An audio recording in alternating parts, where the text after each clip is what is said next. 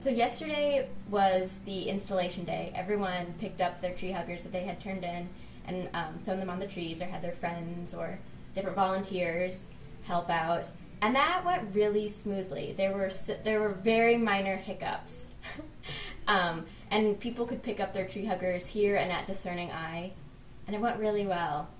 From Home Ec, we organized getting people to knit and how to get them to knit for specific trees and make the knitting the correct size for each of the individual trees.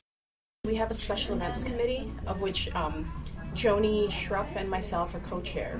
And so we look for projects that will kind of bring the community to the downtown, and that's where the Benchmarks project came from, and that's where we came up with tree huggers as well.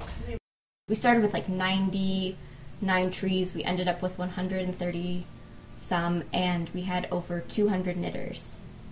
You know, we picked a palette of 8 colors basically, and kind of a chunky yarn so it would go fast for the knitters.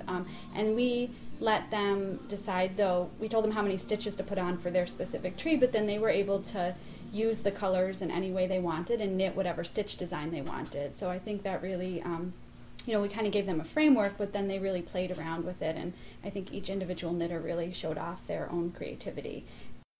The energy around downtown was amazing. It was like a party. There were lots of people that came with friends because you need somebody to hold them. So we had over 200 or 300 people putting up tree huggers, and everybody had a smile on them. And I think on such a large scale, it's really impressive having the majority of trees in the downtown area covered.